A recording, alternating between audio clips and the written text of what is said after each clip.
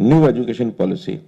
ये ठीक है, पहले से भी हम जो कर रहे हैं बहुत अच्छा कर रहे हैं, बढ़िया कर रहे हैं, लेकिन अब चूंकि देश में न्यू एजुकेशन पॉलिसी उसकी घोषणा हो गई है, इस पर पहले भी न्यू एजुकेशन पॉलिसी के नाम से जो सेमिनार हुआ, वर्कशॉप हुई, हम सब लोगों ने उसमें भाग लिया है और आगे भी उत्तरोत्तर जब भी हम मिलें उसके सारे प्रावधान कैसे कैसे हम लागू कर सकते हैं, और केवल लागू नहीं, समय से पहले लागू कर सकते हैं, क्योंकि हमने ये भी घोषणा की है कि देश भर में तो न्यू एजुकेशन पॉलिसी का जो कंप्लीशन ईयर रखा है वो 2030 रखा है।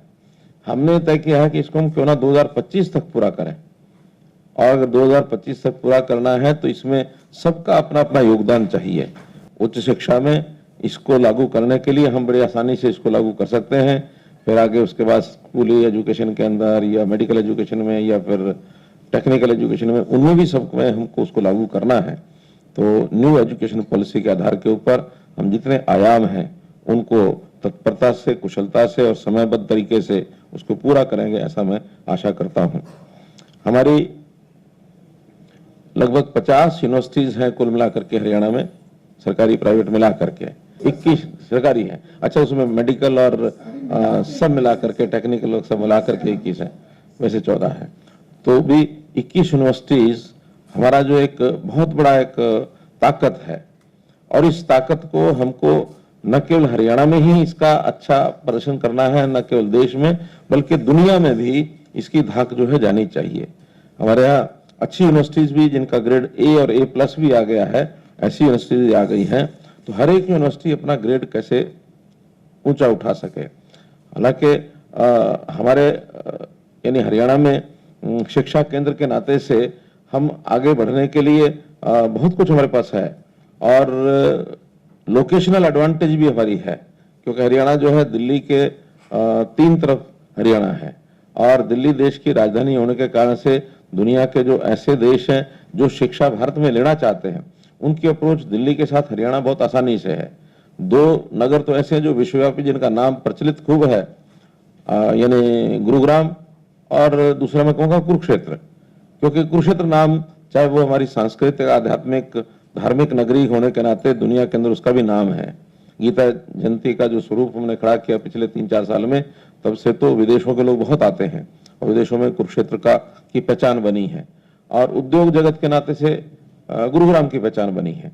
तो इन दोनों स्थानों की पहचान होने के नाते अगर शिक्षा केंद्र में भी हम आगे प्रगति करते हैं तो वहाँ विद्यार्थी बड़ी आसानी से, नाम के साथ भी कुछ जुड़ाव होता है तो आसानी से आते हैं। वैसे हमारे सारे ही शिक्षा केंद्र एक से एक आगे बढ़ करके, चाहे वो रोहतक है, हिसार है, कुरुक्षेत्र है, और अब गुरुग्राम भी आगे बढ़ रहा है शिक्षा क्षेत्र के अंदर। प्राइवेट एजुकेशन की तो बहुत यूनिवर्सिटीज आ गई हैं। सोनीपत है हमारा शिक्षा केंद्र, बहुत अच्छे प्रकार से उभर रहा है।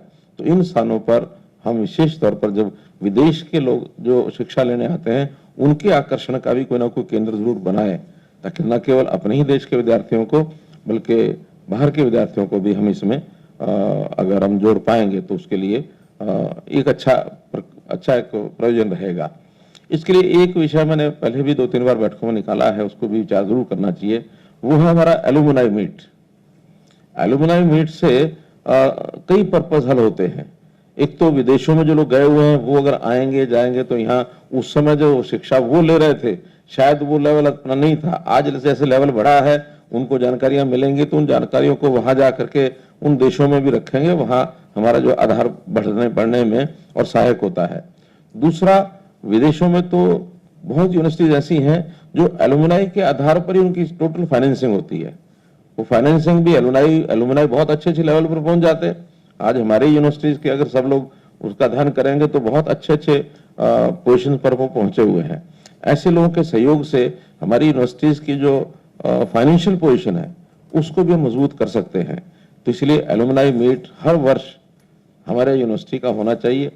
और मैं तो कहता हूं जब से यूनिवर्सिटी शुरू हुई तब से लेकर आज तक का पूरा डाटा हम इकट्ठा करें, और पूरा डाटा इकट्ठा करेंगे तो निश्चित रूप से उन लोगों को संपर्क करने में, साधने में थोड़ा कठिनाई तो होगी, लेकिन अगर उनसे हम संपर्क साध पाए, चाहे मैसेज के द्वारा, चाहे मेल के द्वारा, चाहे फोन से बात करके, और एक दूसरे के माध्यम से भी कर सकते हैं, तो आखिर हर एक के लिंक होते हैं, संबंध होते हैं, उनके ग्रुपिंग गुट्स यानी गठ बना करके उन गठों के माध्यम से उनको सबको संपर्क में रखा जा सकता है।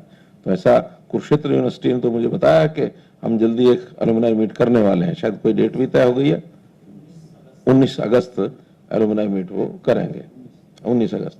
तो सारे हर एक यूनिवर्सिटी को ये प्रोग्राम लेना चाहिए।